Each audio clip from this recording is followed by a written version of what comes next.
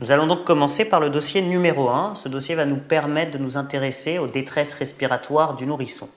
Alors, la première question était quels sont les signes de mauvaise tolérance respiratoire que l'on recherche chez ce nourrisson qui se présente pour une gêne respiratoire. Effectivement, la première question à se poser devant une gêne respiratoire n'est pas de savoir quelle est l'étiologie de cette gêne respiratoire, mais tout d'abord de voir s'il existe des signes de mauvaise tolérance respiratoire.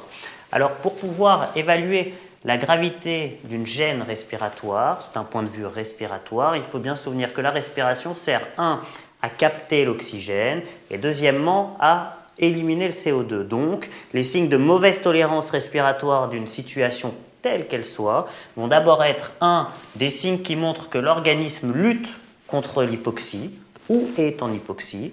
Deuxièmement, va montrer des signes qui montrent que l'organisme est en hypercapnie ou lutte contre l'hypercapnie. Et puis enfin, troisième type de signe de gravité, lorsque l'hypoxie est trop importante, l'hypercapnie est trop importante, l'organisme n'arrive plus à lutter et dans ce cas-là, il existe des signes d'épuisement. Premier type de signe, de mauvaise tolérance respiratoire donc, les signes d'hypoxie. Première chose que va faire mon organisme lorsqu'il va avoir une diminution de son oxygénation, il va augmenter sa fréquence respiratoire. Donc, premier signe qui va me montrer que mon organisme lutte contre l'hypoxie, c'est l'augmentation de ma fréquence respiratoire, la polypnée. C'est un des signes les plus importants parce qu'en augmentant sa fréquence respiratoire, mon organisme peut arriver à avoir une bonne saturation en oxygène. Donc, on augmente la fréquence respiratoire, la polypnée, la saturation en oxygène est un bon signe, mais parfois peut être normal et donc trompeur. Deuxième type de signe qui montre que mon organisme lutte contre l'hypoxie, ce sont les signes de lutte. Alors je vous le rappelle, les signes de lutte, le moyen mnémotechnique c'est BB, tire en geignant, donc B comme balancement thoraco-abdominal, B comme battement des ailes du nez, tire comme tirage, et le tirage peut être susternal, susclaviculaire et intercostal, et en pour entonnoir xiphoïdien et geignant pour geignement expiratoire. Donc, les signes de lutte sont un signe qui nous montre que notre organisme lutte contre l'hypoxie. Mais les signes de lutte vont nous apporter une information supplémentaire. Ils vont nous dire que notre organisme lutte contre l'hypoxie, mais que sa mauvaise tolérance respiratoire, cette hypoxie est secondaire à un obstacle des voies aériennes. Pourquoi?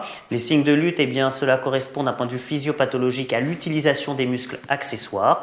Si j'ai besoin d'utiliser mes muscles accessoires pour lutter contre l'hypoxie, c'est que obligatoirement, j'ai un obstacle qui gêne ma mobilisation d'air. Donc, on l'a dit, premier signe, l'augmentation de la fréquence respiratoire. Deuxième signe, les signes de lutte, mais que l'on ne retrouvera que dans la situation où ma gêne respiratoire est secondaire à un obstacle de mes voies aériennes. Troisième type de signe en faveur d'une hypoxie, c'est la cyanose.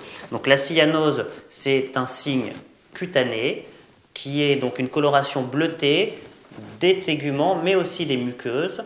Et la chose importante, c'est que chez le nourrisson, la coloration des extrémités peut être physiologique et donc il faudra regarder principalement au niveau des muqueuses, c'est-à-dire au niveau des lèvres. Donc, je le répète, les choses importantes pour les signes d'hypoxie, c'est d'abord la polypnée, et c'est parfois le seul signe qui vous montrera que votre enfant est dans une mauvaise tolérance respiratoire, et même si la saturation est bonne, il faudra mettre de l'oxygène. Donc c'est le premier signe qui doit apparaître. La deuxième chose, c'est que les signes de lutte, c'est un signe important, mais qui en plus a une valeur étiologique. Et la troisième chose très importante, c'est que la cyanose est un signe cutané de mauvaise tolérance respiratoire et n'a rien à voir avec la tolérance hémodynamique. Deuxième type de signes à rechercher, y a-t-il des signes d'hypercapnie? Alors, les signes d'hypercapnie, il en existe plusieurs. Il y a les sueurs, il y a la tachycardie, il y a l'hypertension artérielle, il y a les troubles de conscience, mais il y a même aussi chez l'adulte le flapping trémor que nous n'utilisons pas chez l'enfant. S'il faut se souvenir d'un seul de ces signes, ce sera principalement de la sueur parce que c'est un signe qui est très spécifique et assez facilement accessible cliniquement. Donc, parmi les signes d'hypercapnie, on s'en souvient d'un seul, c'est les sueurs. Puis, troisième chose, mon organisme est en train de lutter contre l'hypoxie, est en train de lutter contre l'hypercapnie. Au bout d'un moment, il va s'épuiser et donc vont apparaître les signes d'épuisement respiratoire. Ces signes d'épuisement respiratoire, ça va donc être une fréquence respiratoire qui va diminuer, voire devenir irrégulière avec la présence d'apnée, voire de pause respiratoire. Et puis, s'il existait des signes de lutte, c'est la disparition des signes de lutte. Pour résumer, eh bien, pour évaluer l'état respiratoire d'un patient, il faudra rechercher des signes d'hypoxie, des signes d'hypercapnie et des signes d'épuisement respiratoire. Et j'insiste à nouveau sur deux choses. La première, c'est que la polypnée est le premier signe et parfois le seul signe de mauvaise tolérance respiratoire. Donc pour évaluer l'état respiratoire d'un patient, c'est avant tout prendre sa fréquence respiratoire. Et la deuxième chose, c'est que la cyanose, c'est un signe cutané, non pas de mauvaise tolérance hémodynamique, mais de mauvaise tolérance respiratoire. On passe donc à la question numéro 2. Question numéro 2, une fois que j'ai évalué mes signes de mauvaise tolérance respiratoire, entre guillemets la gravité de ma situation clinique, question numéro 2, quels sont les éléments sémiologiques que je vais rechercher à l'examen physique pour pouvoir m'orienter sur l'étiologie de ma gêne respiratoire. Alors juste avant de répondre à cette question, un bref rappel sans rentrer dans les détails. Les étiologies des gènes respiratoires, eh bien, elles sont localisées à 3 organes différents. Tout d'abord, les voies aériennes, que ce soit les voies aériennes supérieures, nez, pharynx, larynx, plus ou moins trachée, mais aussi aux voies aériennes inférieures, c'est-à-dire bronches et alvéoles. Le deuxième grand organe qui va donner comme principal symptôme une détresse respiratoire, c'est le cœur. Et enfin, le troisième grand organe ou grand système qui va donner des détresses respiratoires, c'est le système neurologique ou encore certaines causes endocriniennes comme par exemple les acidoses. Et celle que vous devez connaître, c'est l'acidocétose. Alors, quels sont les éléments sémiologiques qui vont me permettre, en décrivant et en justifiant ma détresse respiratoire, de savoir où est localisé mon problème?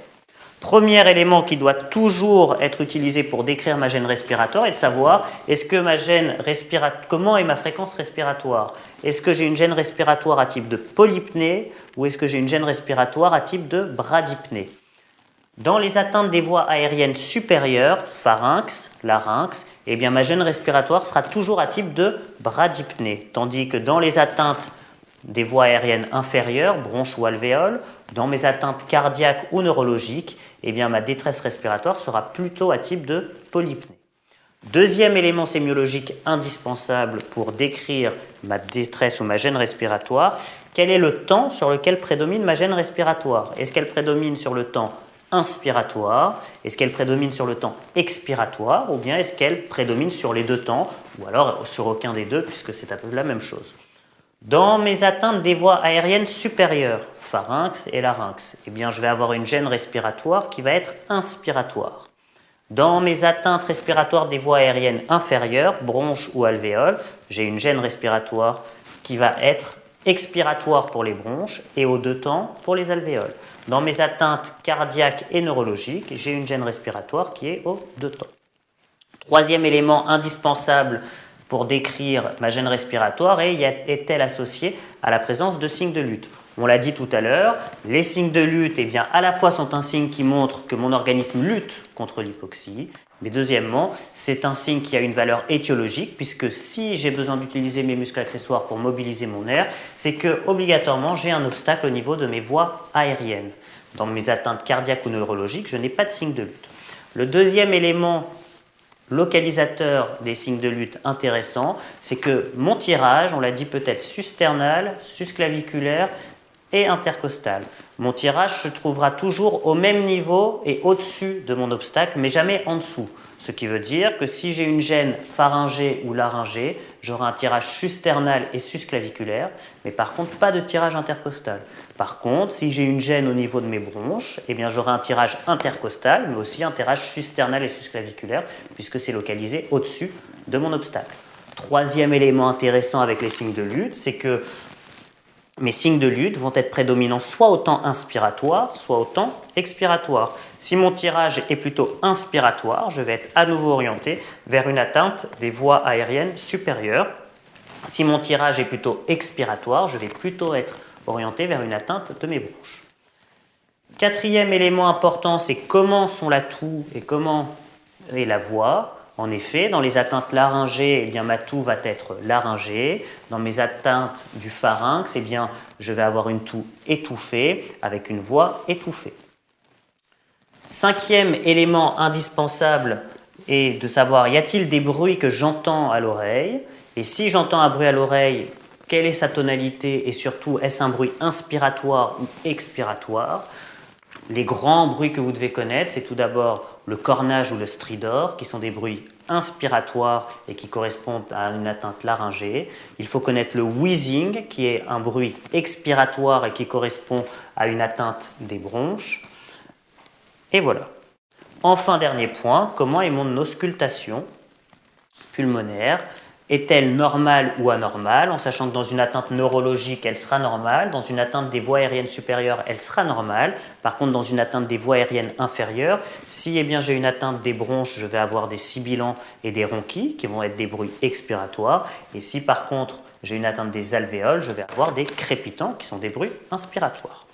Donc, pour résumer tout ce que nous avons dit ici, devant n'importe quelle gêne respiratoire, la première chose à faire est d'abord d'évaluer la tolérance de cette gêne respiratoire, c'est-à-dire regarder s'il y a des signes d'hypoxie, des signes d'hypercapnie et des signes d'épuisement. Puis, dans un second temps, de voir où est localisée ma gêne respiratoire. Dans ce cas-là, 3 possibilités: voie aérienne, cœur ou système neuro-endocrinien. Et dans ce cas, de toute façon, toujours décrire ma gêne respiratoire avec ces 6 items que sont polypnée ou bradypnée, le temps sur lequel ça prédomine, la présence ou non de signes de lutte, comment est la toux et la voix, comment sont les bruits que j'entends à l'oreille et comment est mon auscultation. Avec cette justification, vous pourrez toujours décrire l'étiologie de votre gêne respiratoire. Nous allons donc passer maintenant à la question numéro 3. Donc, la question numéro 3, quel est votre diagnostic suite à cette observation et comment le justifier? Alors, le diagnostic ici qu'il fallait évoquer est le diagnostic de bronchiolite aiguë du nourrisson, probablement AVRS. Alors, comment pose-t-on le diagnostic de bronchiolite aiguë du nourrisson? Eh bien, tous les termes sont importants. Qu'est-ce qu'une bronchiolite du nourrisson? La première chose est qu'une bronchiolite du nourrisson est une infection virale et cette infection est généralement secondaire à un virus que l'on appelle le VRS. Il peut y avoir d'autres virus, mais donc c'est une infection virale. Cette infection virale va être responsable d'une inflammation des bronches. Donc le deuxième élément indispensable est qu'il existe une inflammation des bronches. La troisième chose importante est que l'item ne s'appelle pas bronchiolite, mais s'appelle bronchiolite du nourrisson. Ce qui veut dire que c'est une maladie qui atteint le nourrisson. Petite parenthèse avant de continuer la suite de cette question, avoir bien en tête des notions indispensables en pédiatrie. Un nouveau-né a entre 0 et 28 jours. Un nourrisson a entre 0 et 2 ans. Et enfin, les enfants sont âgés de plus de 2 ans. C'est indispensable parce qu'il existe certaines maladies qui ne touchent que le nourrisson, comme la bronchiolite. Or, pour pouvoir poser le diagnostic de bronchiolite, il faut que ce soit un nourrisson, c'est-à-dire un enfant qui a moins de 2 ans. Donc, bien se souvenir de ces repères d'âge. Pour pouvoir poser mon diagnostic de bronchiolite, j'ai donc besoin de ces 3 éléments. 1, il existe une infection. 2, il existe une inflammation des bronches. Et troisièmement, cela touche un nourrisson. Donc pour justifier mon diagnostic de bronchiolite, premièrement, il doit y avoir un syndrome infectieux. Mon syndrome infectieux, ça va être de la fièvre dans un contexte épidémique, avec un comptage viral, avec la notion d'épidémie et la notion de phase prodromale. Deuxième élément indispensable pour poser mon diagnostic, il existe une inflammation des bronches.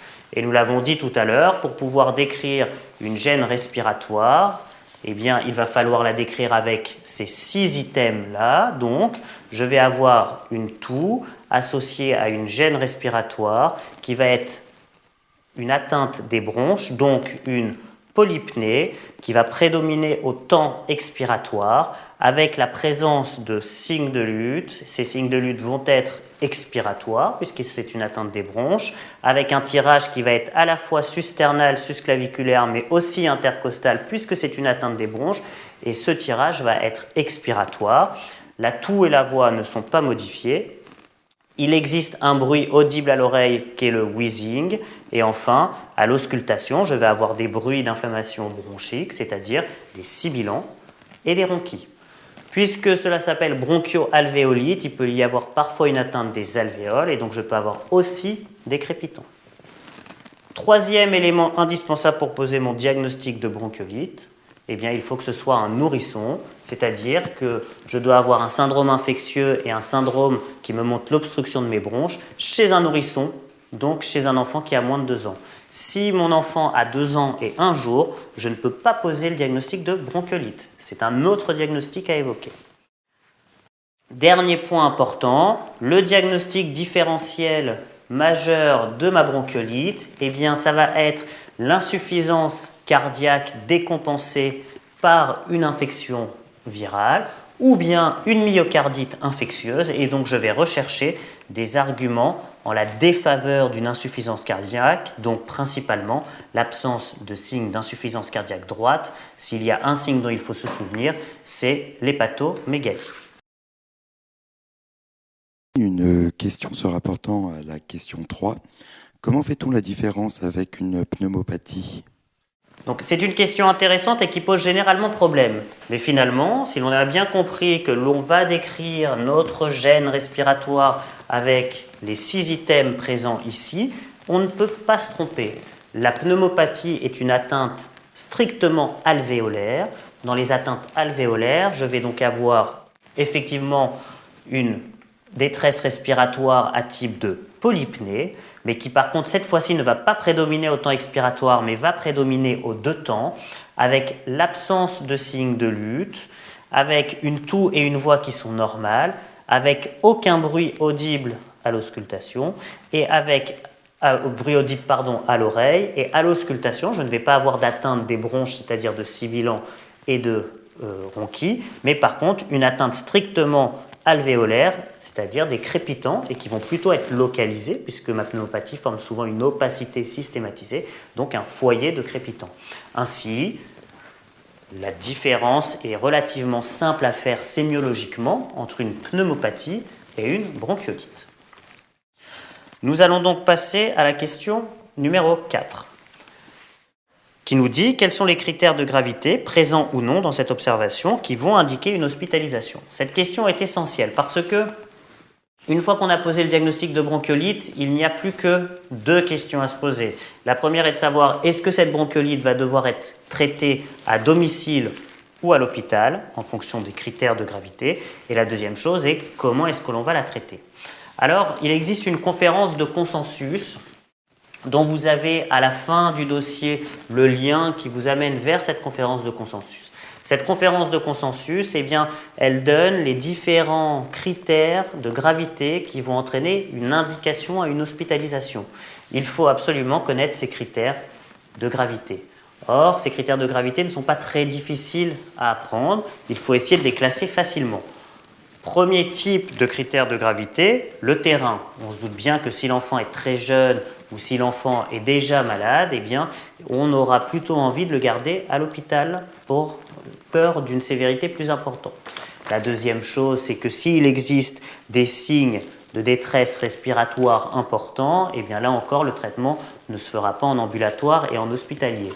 La troisième chose, c'est que s'il existe des signes d'un syndrome infectieux sévère, là encore, l'enfant sera hospitalisé. Et enfin, 2 autres critères de gravité que l'on retrouve dans toutes les pathologies d'enfants et qui vont indiquer une hospitalisation, c'est comment se passe l'alimentation et enfin le contexte psychosocial. Donc 5 critères. Alors ensuite, il faut apprendre dans chacun de ces items les différents critères d'indication à une hospitalisation.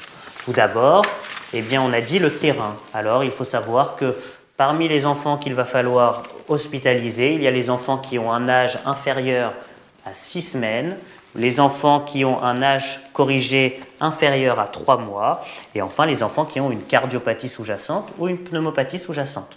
Non pas parce que leur bronchiolite est déjà grave, mais on sait que ce sont des enfants qui risquent de faire des malaises sur leur bronchiolite.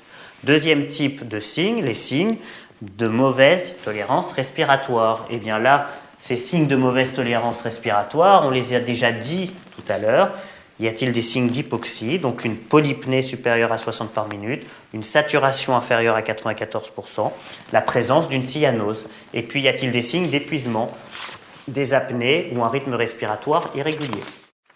Troisième type de signe, eh bien, y a-t-il un syndrome infectieux important? Y a-t-il une altération de l'état général importante? Y a-t-il un aspect toxique? Et puis ensuite, on l'a dit, deux types de signes classiques en pédiatrie, les difficultés alimentaires, deux possibilités. Y a-t-il des vomissements importants et donc un risque de déshydratation importante? Ou alors y a-t-il une diminution de la prise alimentaire supérieure à 50%? Et enfin, dernière chose, comment est le contexte psychosocial? Parce que si le contexte psychosocial semble difficile, eh bien on a peur que la surveillance ne soit pas efficace. Il faut-il connaître toutes ces indications? La réponse est formelle, oui, il faut connaître toutes les indications à l'hospitalisation parce qu'il existe une conférence de consensus, donc cela n'est absolument pas discutable.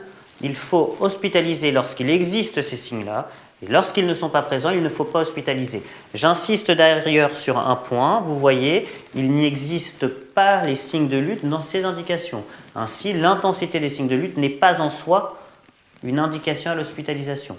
Si les signes de lutte sont très marqués, c'est que l'enfant est probablement en hypoxie et que donc la fréquence respiratoire sera supérieure à 60. Mais ce n'est pas en soi une indication à l'hospitalisation.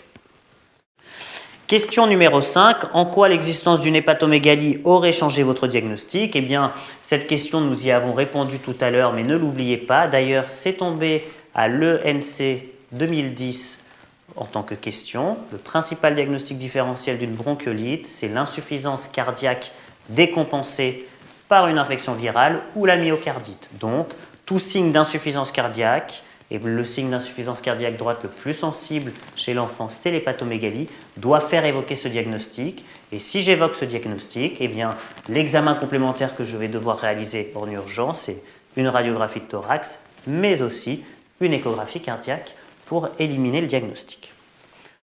Question numéro 6. Quels sont les grands principes de votre traitement? Alors on l'a dit, eh bien, la bronchiolite, c'est une infection qui est due à un virus, une infection généralement à VRS.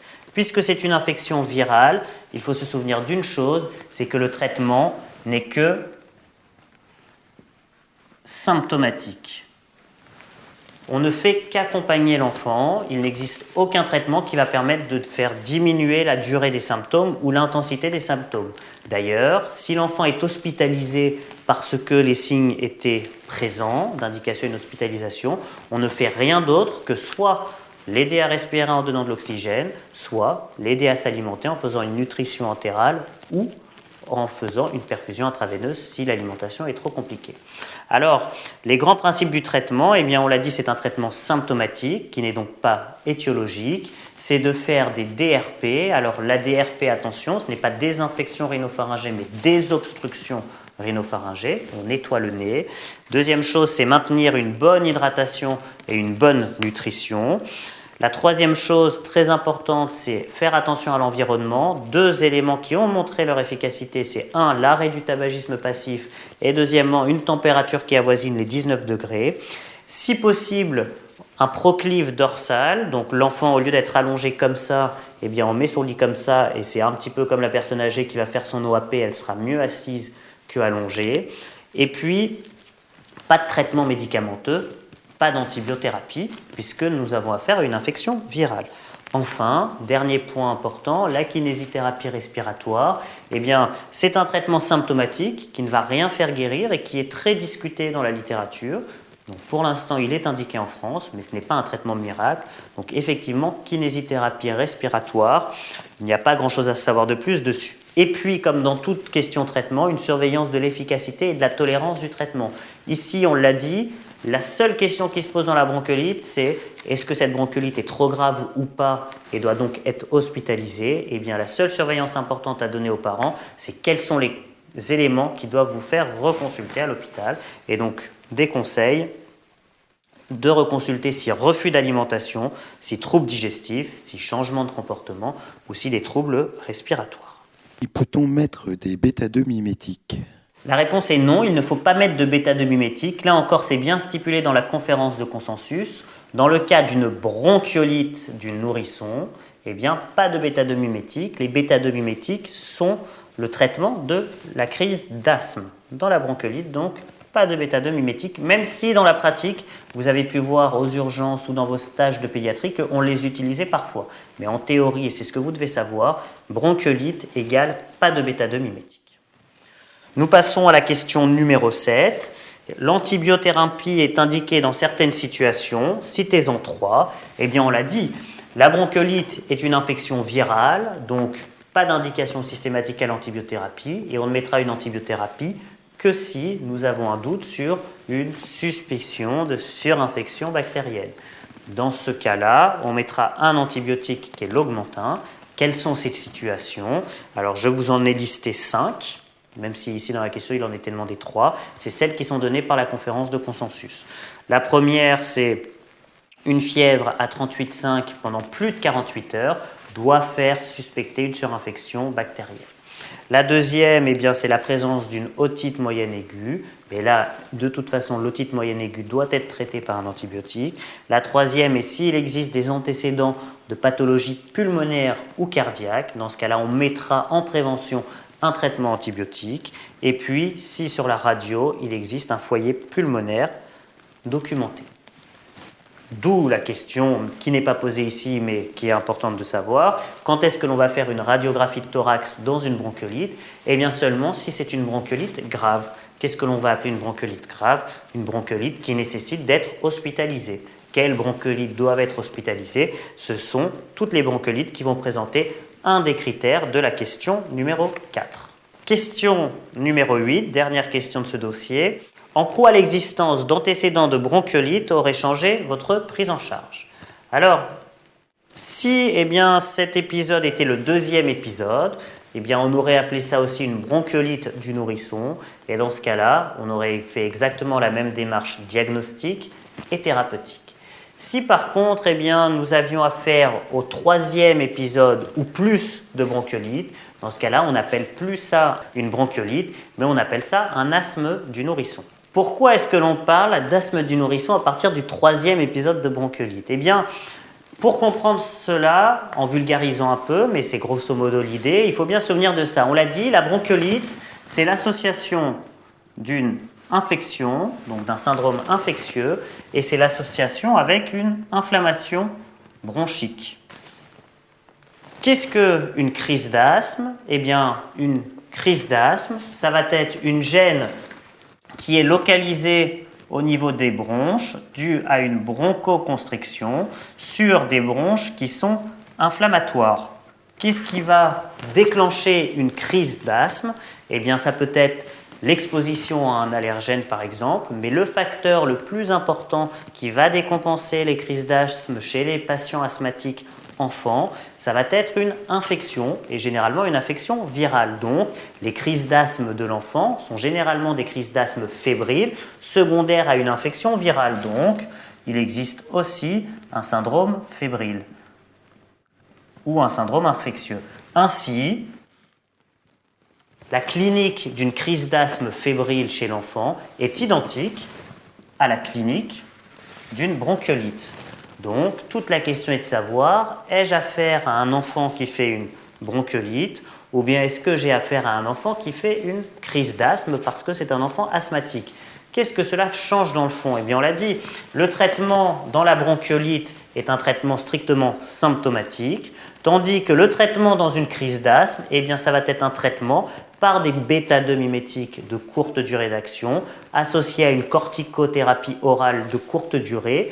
Et puis ensuite, il faudra discuter ou non la mise d'un traitement de fond par corticoïde inhalé. Donc, cela change tout de savoir si j'ai affaire à une bronchiolite ou bien si j'ai affaire à une crise d'asthme chez un enfant asthmatique. Alors, pour pouvoir se sortir de ce problème, on a dit qu'il existait 3 types de populations. Premier type de population, un enfant qui va faire une première bronchiolite, puis qui va faire une deuxième bronchiolite, puis qui ne refera plus jamais de bronchiolite au cours de sa vie. Deuxième type d'enfant, un enfant qui là encore n'est pas asthmatique et qui va faire une première bronchiolite, puis qui va faire une deuxième bronchiolite, puis qui va faire une troisième bronchiolite, plus ou moins une quatrième bronchiolite, puis une fois qu'il aura plus de 2 ans, il ne fera plus de bronchiolite puisqu'on l'a dit, c'est une maladie du nourrisson. Et puis, il existe une population d'enfants qui vont avoir un asthme et qui vont donc faire une première crise d'asthme, puis une deuxième crise d'asthme, puis une troisième crise d'asthme, puis une quatrième crise d'asthme et continuer, et ce, même après l'âge de 2 ans, puisque ce sont des enfants qui sont asthmatiques. La question est de dire, eh bien, je ne vais pas traiter l'ensemble de ces enfants avec des bêta-2 mimétiques, mais je vais donc prendre comme critère plus de 2 épisodes sifflants. Ainsi, tous les enfants qui vont faire plus de 2 épisodes sifflants vont faire partie de la catégorie asthme du nourrisson, et je vais donc traiter toutes leurs crises par des bêta-2 mimétiques de courte durée d'action, par une corticothérapie orale, et je vais discuter ou non la mise en place d'un traitement de fond. Donc, certains enfants vont être traités par excès, mais finalement, après l'âge de 2 ans, l'absence de récidive de crise va faire que l'on va arrêter l'ensemble des traitements, et puis ces enfants-là vont pouvoir être pris en charge finalement assez précocement après la réalisation des 2 premières crises d'asthme. Voilà pourquoi est-ce qu'il existe cette notion d'asthme du nourrisson qui correspond au 3e épisode de bronchiolite. Donc, voici la fin du dossier numéro 1 qui concernait la bronchiolite. Je vous invite vraiment à aller voir la conférence de consensus faite sur ce sujet. C'est un sujet qui est très tombable à la fois dans vos examens, mais à la fois le jour de l'internat, puisque la bronchiolite est un sujet qui va toucher tous les généralistes et tous les pédiatres, qui n'est pas très compliqué et qui est très clinique.